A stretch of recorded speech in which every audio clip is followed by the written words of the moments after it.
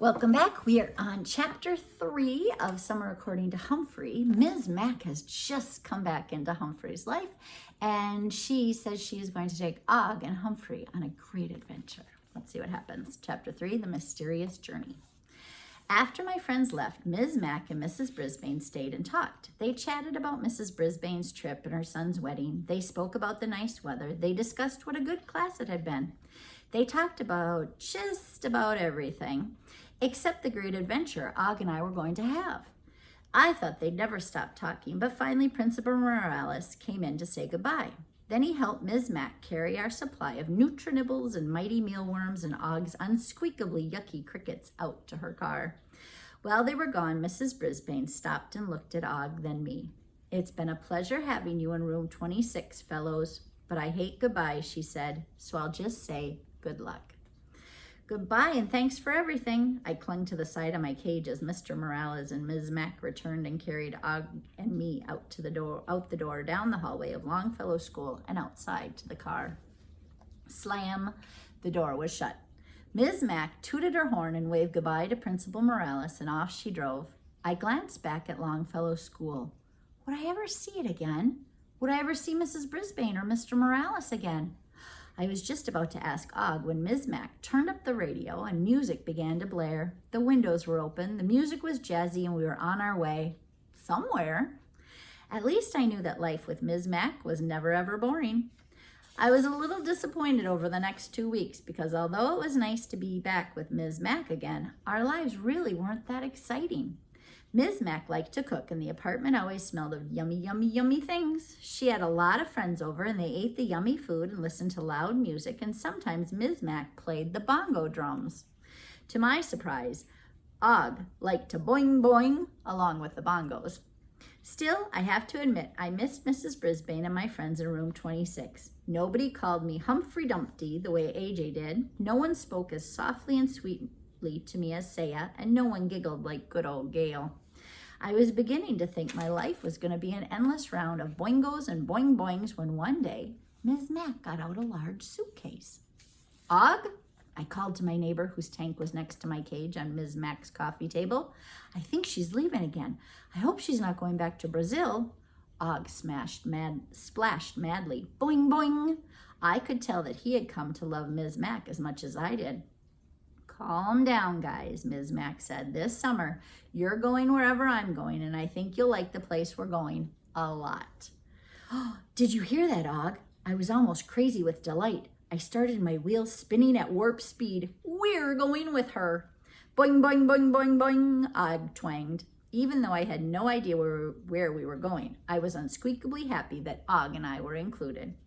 "Of course, we'll have to drive a long way," Ms. Mac continued, "and you'll be in very unfamiliar territory. In fact, it will be just a little bit wild." As soon as she said wild, I stopped spinning, which is never a good idea because I tumbled off the wheel and landed in a soft pile of bedding a little closer to my poo corner than I like.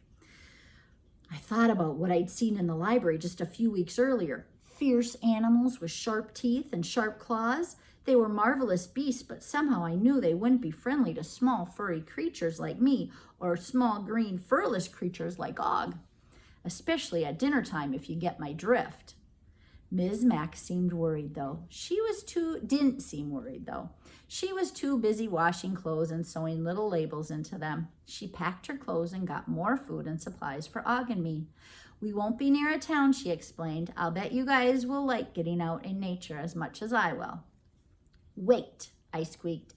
"Exactly what do you mean by getting out in nature?" I asked, because about the only time I'd been out in nature, in AJ's backyard, I was inside my hamster ball, and even so, something bad almost happened to me. "The call of the wild must be answered," Ms. Mac laughed. Then she closed her suitcase and zipped it. "We leave first thing in the morning." I had to spin on my wheel for a long time that night trying to get the thought of lions and tigers out of my head, and I tried to tell myself that Ms. Mac was a wonderful human who loved me. I could trust her. Couldn't I? When Ms. Mac said first thing, she meant it. The sun was barely up when Og and I were in the cage, car, and tank, nestled among boxes and bags and pillows and bongo drums. Bump, bump, bump went the little car as it chugged down the road.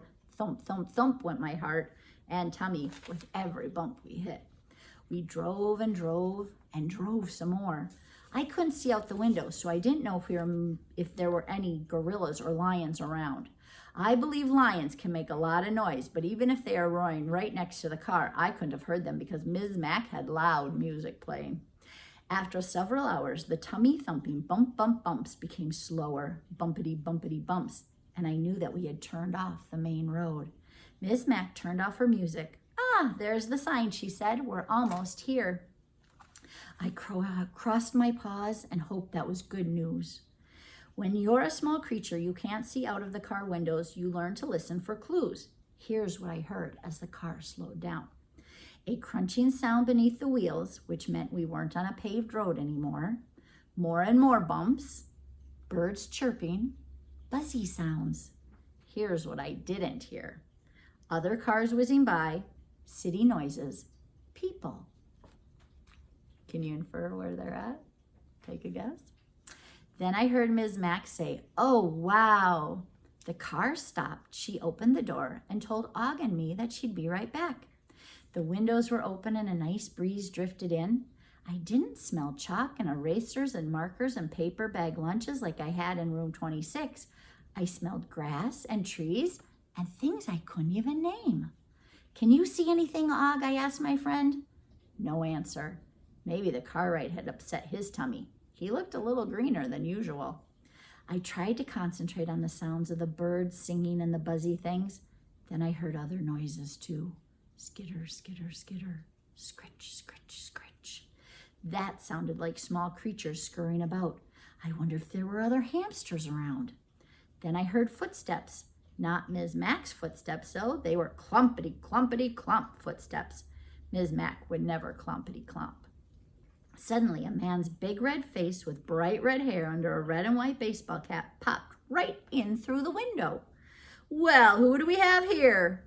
Goodness, his voice was almost as loud as Lower Your Voice AJ's. "I'm Humphrey," I squeaked back. "Who are you?" "Yoo-hoo," Ms. Mac was calling in the distance. The man's face disappeared. "Hello," his voice boomed out again. "Hi, Mr. Holloway," I heard Ms. Mac say. "I was just up at the office looking for you. I'm Morgan McNamara." Oops, I'd almost forgotten that Ms. Mac had a longer name. "I remember you from your interview. Call me Hap," the man replied, "and welcome to Happy Hollow." "Did you hear that, Og? We're in a place called Happy Hollow," I squeaked to my friend. "That's a nice name. It must be a nice place." "Boing," Og replied. Then I heard Hap Holloway say, "I see you brought your friends along." "Yes, the hamster and the frog as we discussed," Ms. Mac answered. "That's us," I told Og. "Great, why don't you get unpacked and then come on up and we'll get organized. You'll be in Robin's Nest tonight, just up on the hill on the right. It's all clean and aired out." Ms. Mac hopped back in the car and drove up the hill. Oh, I was unsqueakably excited. Were we really sleeping in a bird's nest? Would it be up in a tree? Would the robins actually be there? And would a small furry hamster be welcome? Oh, room 26 suddenly seemed far, far, far away. Note to self, no matter what you think humans have planned, they'll always surprise you, like it or not.